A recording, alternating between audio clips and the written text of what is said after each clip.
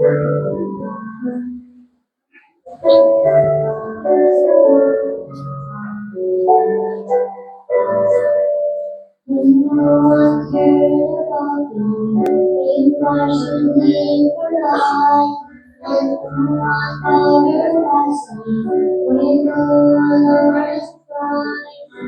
burdens got so heavy that I could not face the day, then I feel His arms around me, and I hear Him gently say, "Lean on me, now I have no strength to stand. Oh, hold tighter to my hand, lean on me."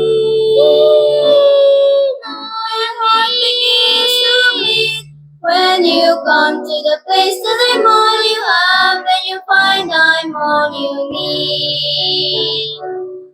When the road ahead seems rugged and the path is getting steep, I feel that I can make it, and my heart begins to weep. Then I turn to see who's coming to join me in the way, and I see that it's my Savior, and I hear Him gently say, "Lean on me, now I have no strength to stand. Oh, hold tighter to my hand, lean on me." Now my heart begins to beat. When you come to the place that I'm all you have, then you find I'm all you need. Lean on me when you have no strength to stand.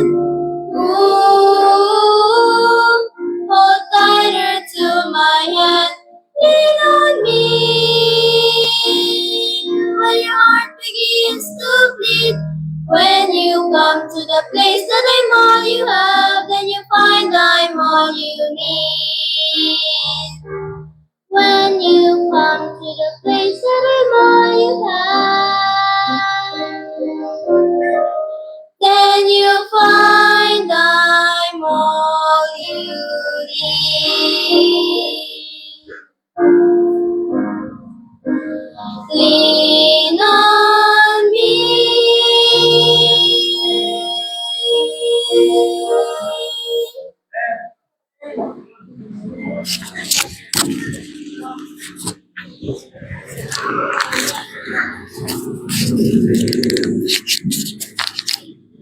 Okay, tumayo tayo. Magandang gabi. 1 Corinthians 12, verse 28. 1 Corinthians 12, verse 28. Okay? Kaya, no? Okay. Okay, tingin sa ating screen, sa inyong mga Bible, basahin natin ng sabay-sabay. Begin. At ang Diyos ay tinalay ng kanyang sa Iglesia, unang na ng mga apostol, tinalay ng mga propeta, tinalay ng mga guro, saka mga imayat, saka mga kaloob ng kapagaling, mga pagtulong, mga pamahala, at iba't ibang mga wika. Okay, pagpalain ng Panginoon kayang salita, magsipo tayo. Ang biyaya ng Panginoong Diyos sa langit ay sumatin sa pangalan ni Kristo ng ating Diyos at tagapagligtas. Bago ko magsimula, gusto ko ipalabas sa inyo isang video clip. May mga maling akala kasi ang tao na minsan nagdudulot ng kahihiyan. Ngayong gabi, pag-usapan natin, yung ilang akala natin, pero hindi naman talaga tama. No? Panoorin nyo lang sandali itong clip na ito tungkol sa maling akala.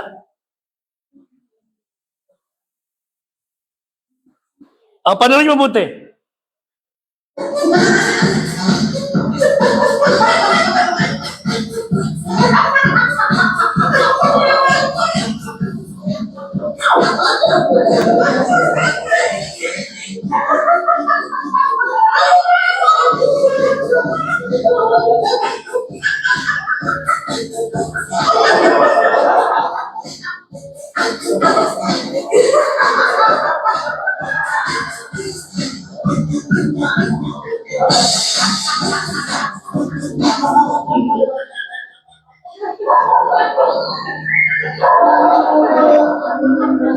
Okay? Ano tingin nyo? Akala niya, kanya yung kinakain ng mama. Meron pa isa dyan, pero ang ibig sabihin, dahil sa maling akala, sama-sama ng loob niya, nagdulot ng iritasyon sa kanya. Pero, hindi mo lang siya nag-sorry. Pero ganyan tayo mga karaniwan, meron tayong mga maling akala na pag hindi natin naituwid, maipapahamak tayo. Ganyan din naman sa paglilingkod sa Diyos. Huwag niyo akalain na, sila lang ang pwede maglingkod, ako hindi. Lahat tayo ay may kakayahang maglingkod. At yung mga maling akalang yan ang pumipilay sa gawain ng Diyos na dapat magpapatuloy, pero dahil sa maling akala ng Kristiyano, hindi nangyayari yung gusto ng Diyos. Maraming gustong mangyari ang Diyos na ma-accomplish sa pamagitan natin, kaya lang dahil sa maling akala, una sa lahat, ang sabi nila, yun lang mga lagi nakikita, yung mga laging gumagalaw sa church, ang talagang kailangan na sa church. Kami, miski wala kami, okay lang, maling akala yun. Although, may mga tao tayo na kitang-kita yung talaga naglilingkod. Nanunundo, audio, dilinis, nagpapakain. Marami tayong tao sa church na gumagalaw talaga. Dapat na tulungan natin eh. Amen? Pero huwag niyo sabihin na, ano lang ako, taga-bantay lang ako sa gate. At taga-ano lang ako, taga-serve lang ako ng pagkain ng mga bata. O kaya, nakaupo lang ako. Wala akong magawa. Eh bakit? Di ba? So hindi pwedeng nakaupo ka lang, nakatingin ka lang, tapos hayaan mo na lang sila. O kaya naman gusto mo maglingkod sa Diyos, pero ayaw mong gumalaw, ayaw mong kumilos. So tayo mga Kristiyano dapat, huwag mo sabihin na sila lang ang gagamitin ng Diyos, pwede kang gamitin kahit bata kayo. Pwede kayong mag-aya ng tao. Pwede kayong mag-imbita ng mga kaibigan. Pwede kayong mag-special number. Pwede kayong pwede kayong gumawa ng bagay sa loob ng gawain ng Diyos o sa labas para mapapurihan ng Panginoon. Ang layunin ng church natin, itong ating church, ay hindi lang para tumibay ang mga Kristiyano. Layunin ng church na may palaganap ang Ebanghelyo at ang gagamitin niya tayo. Hindi gagamitin ng Diyos yung malalayong lugar. Mga tao sa malalayong lugar. Ang gagamitin ng Diyos sa barangay natin, tayo mga taga-baryo. Amen? So hindi pwedeng hindi mo, hindi ka gagalaw. Huwag tayo maging SSS, Satisfied Sitting Saint. Dapat talaga tayo gumagalaw, kumikilos. Hindi pastor lang, hindi evangelist lang, hindi missionary lang. Ako, uupo lang ako. Tatayo, uupo, pipikit, didilat, uuwi. Palipasin natin ganung bagay. Lahat kayo ay mahalaga. Lahat merong papel. Hindi lang yung matatanda, hindi lang yung mga bata, hindi lang mga teenager. So, tinin niyo po sa verse 21. 1 Corinthians 12:21 hanggang 25. Basa natin. 1 Corinthians 12:21 to 25. Tandaan niyo, tayo ay bahagi ng katawan ni Kristo. Kung Kristiyano ka, basa. At hindi makapagsasabi ang mataas sa kamay, hindi ka kailangan. At hindi rin ang ulo sa mga paa, hindi mo kayo kailangan. So, tinihan, hindi pa pwedeng magsalita yung ulo sa kamay na, hindi kita kailangan. Hindi ko pwedeng sabihin na, Pedro, hindi kita kailangan. O CJ, hindi kita kailangan. Kundi, ano sabi? At hindi, verse 22. Hindi ko lalo pa kailangan ng mga sangkap ng katawan na wali lalo mahina. Okay, sige. At yung mga sangkap ng katawan na inakala natin kakaunti ang kapurihan, sa kamay ko ay nagkakaloong natin ng lalo sa sarang kapuri, at mga sangkap natin mga pangit ay siyang lalo sa sarang kagandahan. Yun, sangkap nating mga pangit ay siyang lalo saganang kagandahan. So, hindi pwedeng, inakala mo, kakaunti ang kapurihan, ulo lang ako, kamay lang ako, kukulang ako, huwag ganun ang trato nyo. Sumunod. Yan mga sangkap nating magaganda ay walang kailangan, dapat hinusay ng Diyos ang katawan, nabigyan lalo sa ganang kapurihan. Yung sangkap ang may kakulangan. So, tingin mo, pangit yun, pinagaganda ng Diyos. Yung maganda, na hindi pwede sabihin na, ako sapat na. Hinusay ng Diyos yung katawan, pinaiigi. Sana tayo ay merong saysay. Huwag sabihin na, kukulang ako. O buhok lang ako. O hindi ako sikat, hindi ako kitang-kita. Okay, sumunod. Sa verse 25. Tignan natin ha. O sige, so, huwag mo sabihin na, yun lang ang mahalaga. Yung mga nakikita. Hindi pwedeng, hindi kayo may saysay. Okay? Pangalawang dahilan.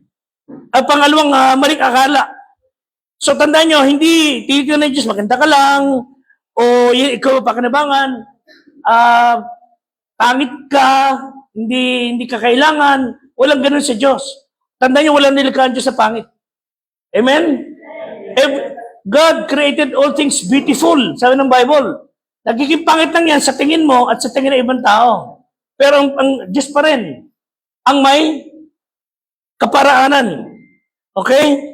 Sumunod, hindi lamang sabihin natin na ang maling akala natin, yun lang nakikita palagi ang mahalaga. Pangalawa, yung mga naglilingkod sa pulpit, kumakanta, yung mga nagtatestimony, yun lang ang bibigyan ng Diyos ng reward. Pero kami, hindi. Okay? Yan niyo ha. Basa natin ang verse, balikan natin verse 25, maya-maya. Okay, so, isa pang maling akala ng mga tao, yun lang mga pastor, evangelist, missionary, ilagi nasa likod ng microphone, ang bibigyan ng Diyos ng reward. Tandaan nyo, hindi ganon. Hindi man napasalamatan, na-recognize, yung ginawa niyong paglilingkod, ng tao hindi na-recognize ng tao, basa verse 25. Basa. Upang magkaroon ng pagkakabahagi sa kawan. Kundi ang mga sa akin ang nataon ng pagpipigil ng pag-iingat sa isa't isa. Ayaw ng Diyos ng pagkakabahagi. Ayaw niya ng disunity. Gusto niya may pagkakaisa. Okay, gusto niya mayroong isang puwersa. Okay, pangalawa, sa verse, yun sa Hebrews 6:10. Hebrews 6:10. So, huwag niyo sabihin na sila lang mga nasa likod ng microphone ang merong biyaya, ang pwedeng gamitin ng Diyos. Yan yung sabi. Basa. Sapagkat Ang Diyos ay hindi ko upang limutin ang inyong gawa at pag-ibig. inyong nakakita sa kanyang pangalan. Sa inyong lingkod sa mga banal at nangayon sa susunod ko. Yung kanina, di ba? Malibig na tubig lang, may reward ka eh. Naintindihan niyo ba yan? Nagbigay ka ng hopya, nagbigay ka ng mani, nagbigay ka ng malig na tubig. Di ba? May reward ka eh. Binigay mo sa pangalan ng alagad lang, Ito pa, sa pangalan pa ng Diyos. So, hindi pwedeng limutin ng Diyos yung inyong gawa na ginawa niyo dahil sa pag-ibig. Pinakita yun sa pangalan ni Kristo. So, huwag niyo sabihin, bata kayo, matanda kayo, or young people lang kayo. Hindi ho. Merong saysay ang lahat ng gagawin niyo. Siguraduhin lang ninyo na ginagawa niyo para sa Diyos. So, although ang Diyos ay parang nakatingin sa diklayuan, nakatingin sa one-way mirror, na nakikita niya kayo, hindi natin siya nakikita, hindi natin siya nararama, pero tandaan niyo, hindi po pwedeng sila lang ang pagpapalain, kayo hindi. Talata, 1 Corinthians 3, 1 Corinthians 3, 6-8. 1 Corinthians 3, 6-8, basa. Ako nagtanim. Ako nagtanim. Diyos. Okay, next, yun na yung sabi. Ano ba, wala ka naman.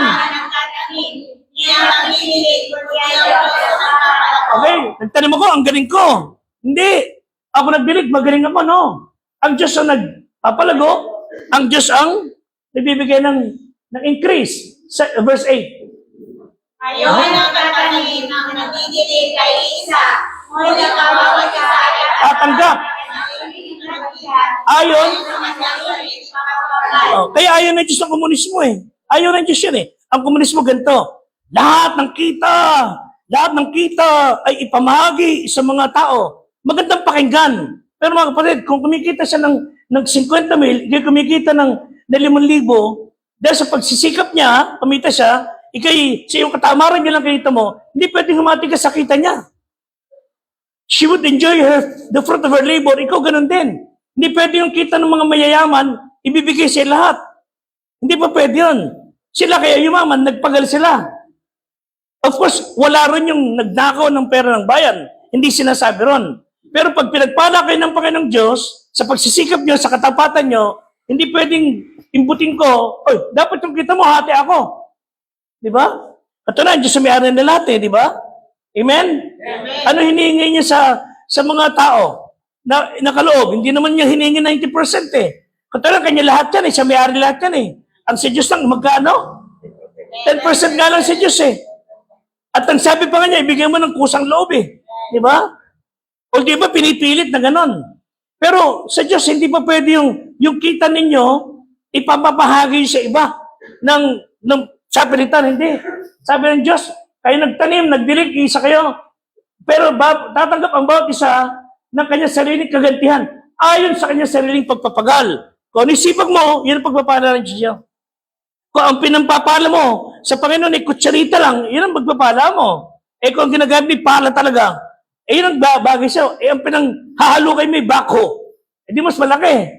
So the more na nagpapagal ka, the more na mayroong biyaya ka. So mali yung sabihin mo na, sila lang ang pagpapalain, ako hindi. No. Ano talata kanina? Matthew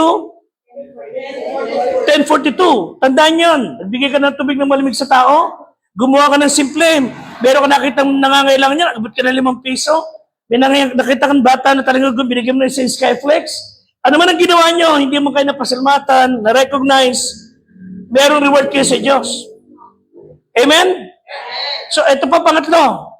By the way, hindi pinaburo ng Diyos si Pablo lang. Hindi niya pinaburo si Apollos lang. Siya nagtanim, siya nagdilig, pero ang Diyos ay nagpapalago. Tignan nyo, ano pa? Walang anuman ang nagtanim, nagdilig. Diyos ang nagpapalago. Okay, kung sa ating mga pag-aakay, yung isa inaakay ninyo, hindi nakikinig sa Panginoon, tapos, lumipas ang panahon, yung inaakay niya matigas sa ulo, inaakay ni Pedro, nakakilala sa Panginoon dahil sa kanyang effort. Siya ba ang pagpapalain lang? Hindi. Pagpapalain kayo na nag-akay sa kayo, nagtanim. Nagtanim ng salita ng Diyos. Siya na lang ang umani. Amen? So may mga tao tayo sa church na sa ibang lugar nakakilala sa Panginoon, pero dito lumago. At di ba, kagaya ni si brother no? Di ba sa Sambales nakakilala sa Panginoon, pero dito lumalago. May mga tao na inakay mo sa Panginoon, doon siya ginamit ng Panginoon. May mga ganun kami miyembro dati. Pangatlong alibay. Yun lang pinakaulo. Ang talagang pinaka-importante rito. Oo, ang ating ulo si Kristo. Okay, nasa Biblia, Ephesians 4:15.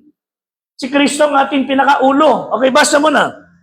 Hindi sa mga kasalanan at katawanan na may pag-ibig. Ayaw ang silaki sa lahat ng mga bagay sa Kanya na siya ang pangulo sa mga pag-ibig ng Christ.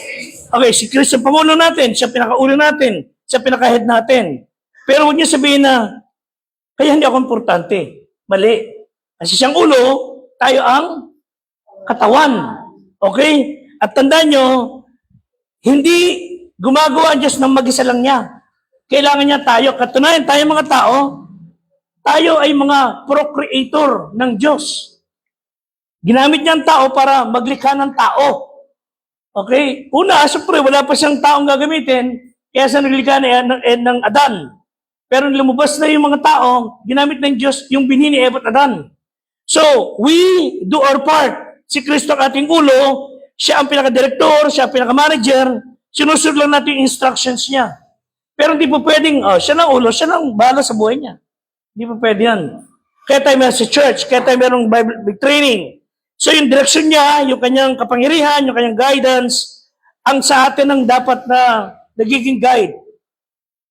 Hindi pwedeng, sila lang sa audio, bahala na kayo dyan sa buhay niyo. Hindi, may kanya-kanyang may gumagalaw, kaya umaandar ang church natin na maayos. May mga nagko-contribute ng kanyang talino. Hindi lang puro preaching sa taas, mayroong kumakanta. Diba? Hindi lahat pwedeng makailam ng bagay doon sa audio. Hindi lahat pwedeng makailam sa kuryente. Hindi lahat pwedeng makailam sa paglilinis. Sana nga may tumulong. Pero ibig sabihin, may bahagi. Okay, may bahagi tayo. Hindi pwedeng siya lang ang gagalaw, si Kristo ang pangunahin, siya ang nagdidikta, siya ang direktor, pero tayo kikilos. So, general instruction ng Diyos sa atin, sa ating pagtatapos, Buksan yung Bible sa Romans 12:1 and 2. Ang instruction niya para tayo ay mawala ng mga maling akala, maging bagay tayo ng kabuuan ng paglilingkod. Ilagay niyo sa isipan niyo na ang ministry yung kinalalagyan natin, hindi lang fellowship. Kailangan nating matuto ng salita ng Diyos para matuto tayo mag-akay, tumibay. Kaya tayo mayroong institute, matrain, may share natin sa iba, maging mas biyasa tayo. Yung kutsilyo, kailangan mong hasain, patalasin, para may pakinabang siya. So, kailangan tayo maghasaan. So, tingnan po sa Romans 12:1 and 2. Basahin natin. Begin. Wala nga mga kapatid, pinangalan ko sa inyo, alang-alang sa mga kapatid ng Diyos, na inyong lahat ang pinapakawan sa aking buhay. Kailangan nakakaya sa Diyos, na sa inyong magagawa ang kasamba. Okay, third. 2. Yeah. ng inyong pag-iisip upang mapagaya ninyo ay nakabuti ng kaya sa kalawagan ng Diyos. O, bilang mga bahagi ng katawan at nais natin tumibay ang body of Christ, ang ministry na pinagkatiwala sa atin, ipinagtagubigin sa atin, una nyo gawin, present your bodies. I-living sacrifice. Verse 1. Ibigay nyo yung katawan na isang haing buhay. Sabi iharap nyo yung katawan na isang haing buhay, banal, kaaya-aya. Yung katawang iyan, dapat malinis, hindi binubus-abos ng kasalanan, kaaya-aya sa Diyos, na siyang ating gagamitin pagsamba. Kaya hindi po pwedeng sumasamba ka na wala ka sa church. Liban na talagang wala kang choice na umabsent. May mga tao, marami mong gagawin Alam naman Diyos, nagpe-pray ako kahit saan lang pwede mag-pray. Di ba? May ganun sila May mga alibay sila na kahit wala sila sa church, hindi sila raw konsensya kasi pwede mo na sila mag-pray kahit saan. Oo naman, pwede naman yan. Kaya lang, hindi ka lang punta sa basketball para mag-pray. Ando ka sa court para maglaro. Ando ka sa bahay mo, wala ka namang ginagawa, magawa ka na ng alibay, pero pagka may lakad na gusto mo, pinupuntahan mo, ginagasusan mo. Pero pagdating sa Panginoon, tinatamad. Pero pag may sakit, sino tinatawagan niya? Di ba? So, nakakalungkot to. Ang tao, distorted ng utak, may time sa lahat ng bagay, pero pag sa Diyos, minimenos. Katunayan yan, mga kapatid, kung meron kang time that minimenos, kung ano man yan, wag lang Diyos. Huwag nating tinutuos ang ating paglilingkod sa Diyos dahil ang Diyos sa lahat ng may-ari lahat ng bagay. Buhay ka dahil sa Diyos. Kailan maintindihan talaga natin yan. May trabaho ka dahil sa Diyos.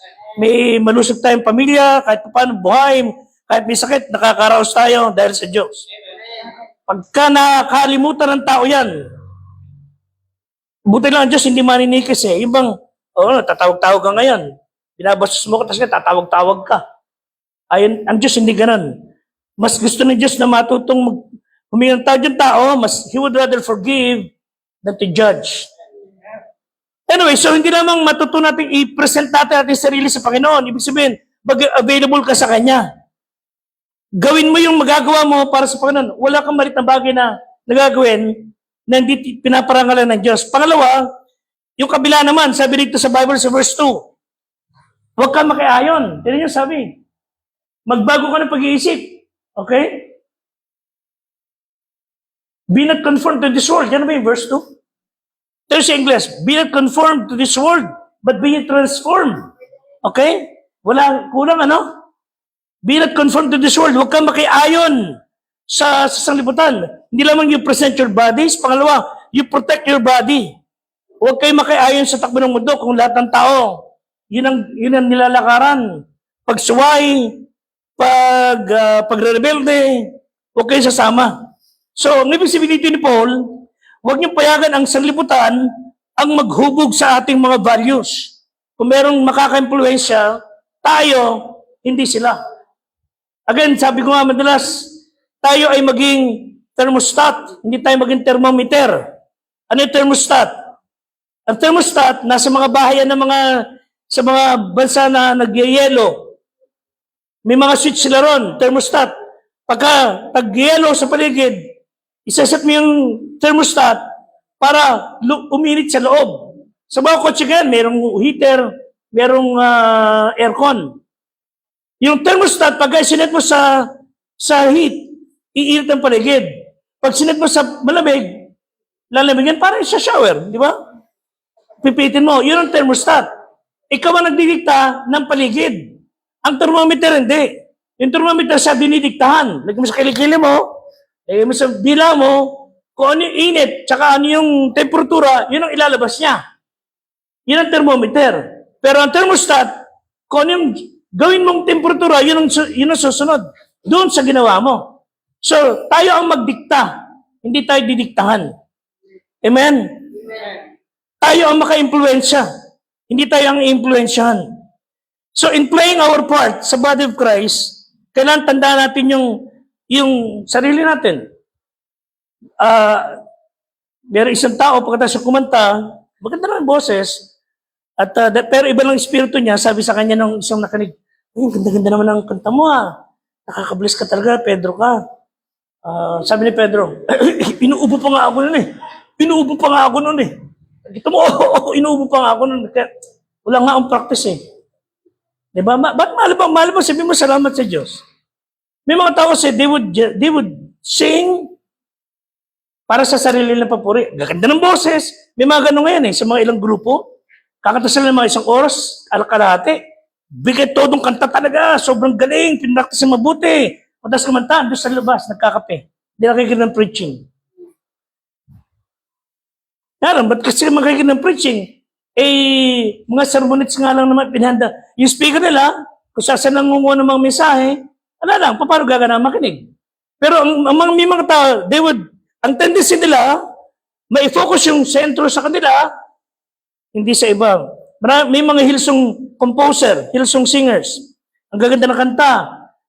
Kumita, ginamit, na-bless ang maraming tao. And then later on, itong composer na to, sasabihin niya in public, hindi na ako Kristiyano. Sabi mo ganun po siya kanta, papuri sa Diyos. Tapos sasabihin niya, hindi na ako Kristiyano.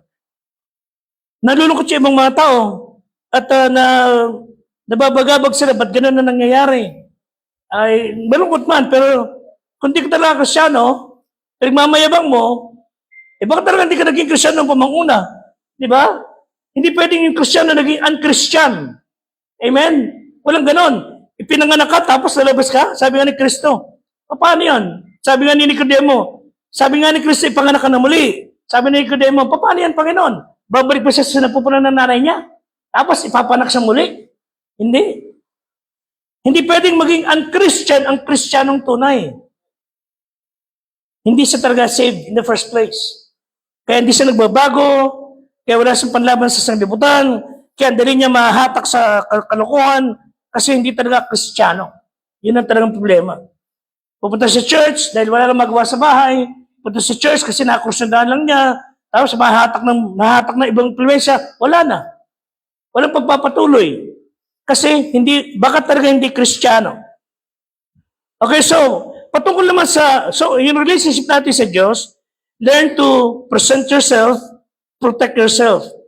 Yung atin namang assessment sa kapwa natin Kristiyano. Tira po sa verse 3.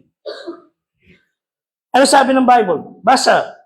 Sapagkat sinasabi ko sa mga ng biyaya sa akin ay ibigay. Sa bawat tao sa inyo, Huwag mag-isip ng totoong matayog. kaysa sa dapat niya isipin, kundi mag-isip na bagay na ugat, ayon sa mata na mananampalataya na pinamahagi ng Diyos sa bawat isa. Okay, sa ating kapatiran, yung sa vertical, present yourself, then protect yourself. Pero horizontally sa ating mga kapatiran, ang sasabi ni Paul dito, do not think of yourself more highly.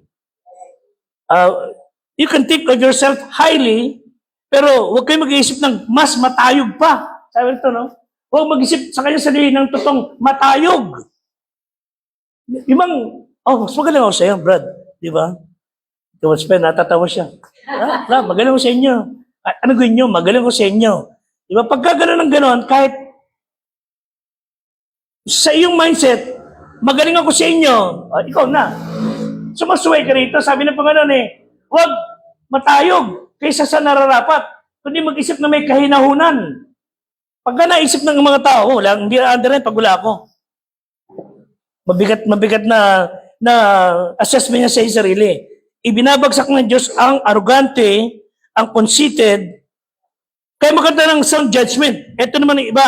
Ang baliktad naman iba. Hindi, wala akong magagawa. Talagang, hindi ko kaya. Wala ako ni anong gift, wala ni isa. Nagkakasala tayo noon kasi ginagawa tayo sinungaling ng Diyos. Sabi ng Bible, bigyan tayo lahat ng kaloob. Hindi ka nagkulang, lahat tayo may kaloob.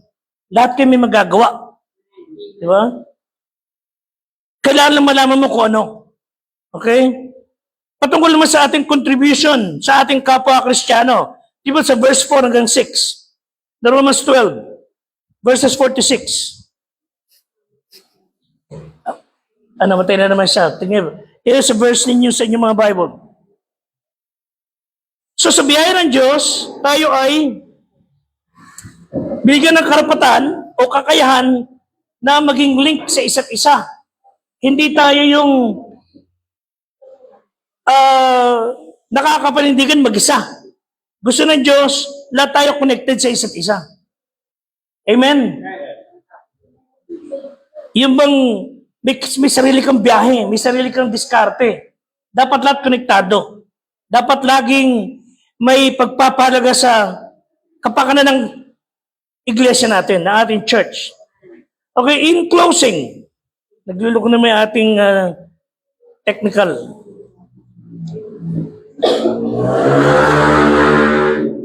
Sumento tayo sa dalawang gift meron ibigay ng Diyos. Although marami pa iba.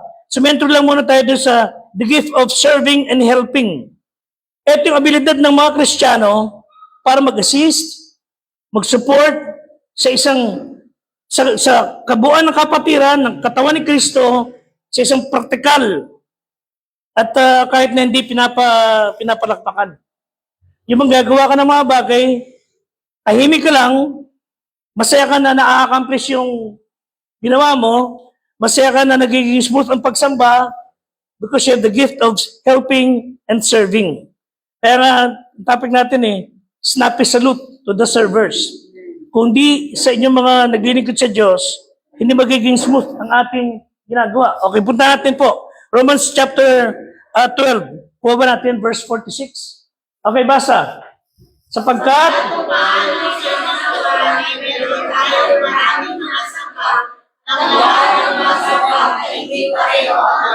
okay, hindi po pwedeng lahat tayo kamay. Hindi tayo lahat po pwedeng maging mata. Iba-iba ang ating gawain. Okay, sumunod.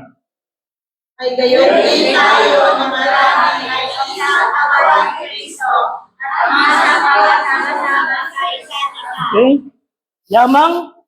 At yamang may mga loob na nagkakaiba ayon sa biyaya ng binigay sa atin. Kung mula ay mamula tayo ayon sa kasalanan namin ang pinagkalagayan. Ibang hula na yan Pero ako rin kami mo, tinako, magkaasawa ka pa.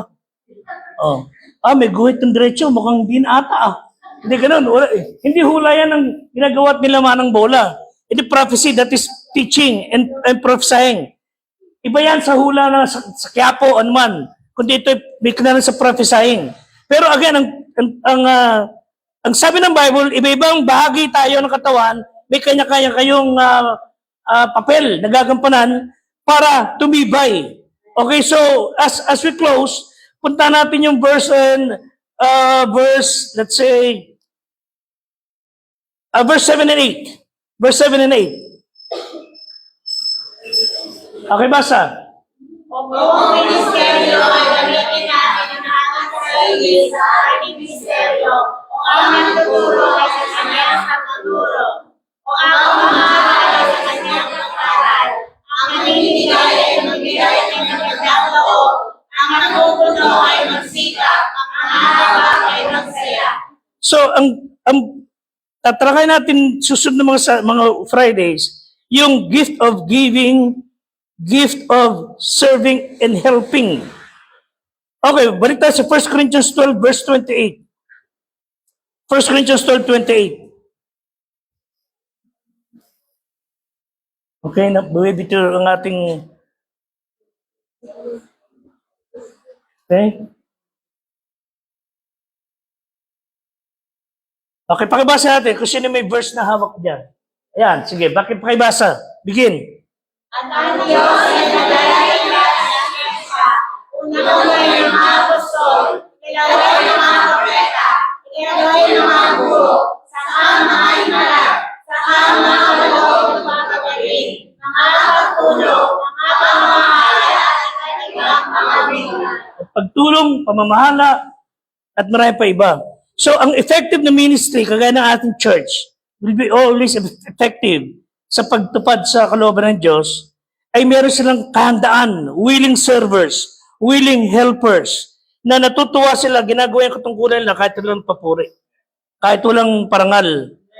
Katunayan, nahihiya nga sila na mabigyan ng recognition.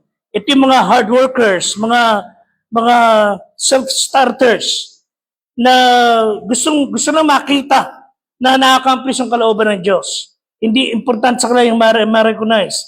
Gusto nila yung tahimik lang na gumagalaw. Walang papuri, inahinahangad. Pero hindi dapat na binabaliwala. Sabi ng Bible, give honor to where honor is due. So last verses natin, Romans 16, 1 and 2. Romans 16, 1 and 2.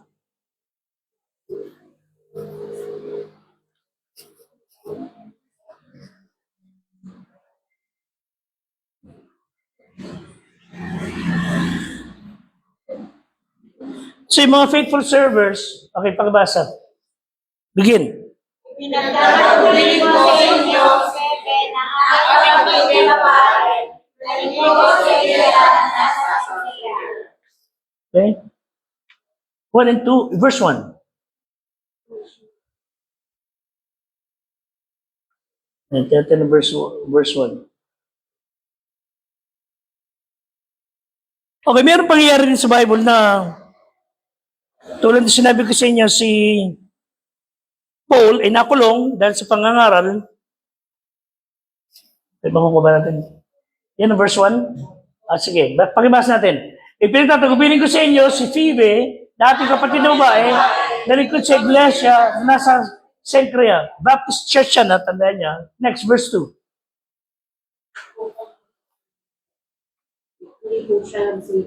Di ba? Okay lang. Sige.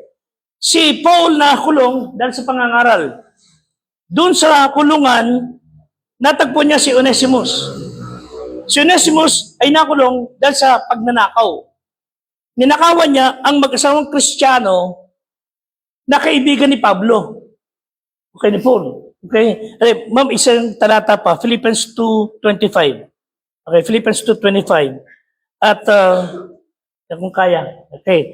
So, nung makulong si Onesimus, inaralan ni Paul, anakin sa Panginoon, and finally, nakalaya itong si Onesimus ay, paano parang, hindi ko alam. Okay? At, sabi ni Onesimus, Kuya Paul, kung pwede, padala mo ko ng sulat para ipakita ko sa amo ko. Napatuloy na nagbago ko.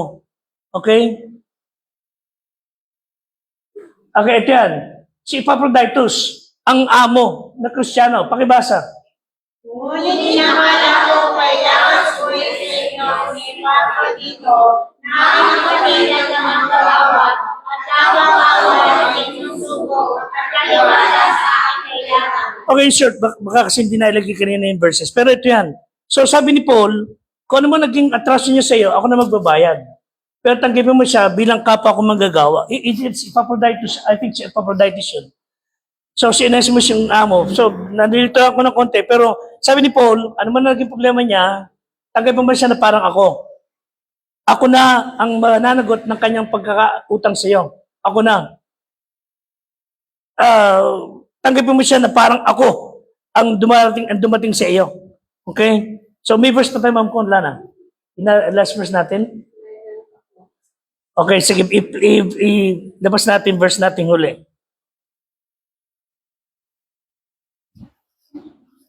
So again, as we close, ang salita ng Diyos na nagsasabi sa atin, anuman talent meron tayo, okay, pagbasa natin niya huli. Sige.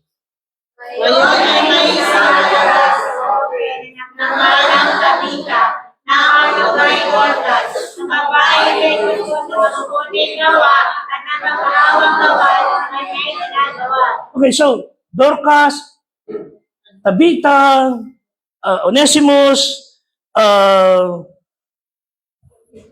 Epaphroditus, mga pangalan na hindi masyado nababanggit, pero mga kumikilos ng tahimik. Pero pa yan, Sintike, may mga ganun pang pangalan. Na, yung ginagawa nila, para sa Panginoon, alaalang sa Diyos, miski hindi pinupupurihan. So, lahat tayo pwedeng maglingkod sa Diyos. Wala kayong gagawin na hindi kikilalanin ng Diyos. Gawin nyo lang sabihin niyo, Panginoon, gagawin ko ito para sa iyo. Hindi ko ito gagawin para mapuri ako, maparangalan ako, no. Basta gawin yan para sa Diyos, sabi ng Bible, meron kayong reward. Okay, ano man talent meron kayo, ano man kakayang meron kayo, tandaan nyo, pag ginamit nyo para sa Diyos, malaking bagay yan sa gawain ng Panginoon. Tumayo tayo. And let's pray.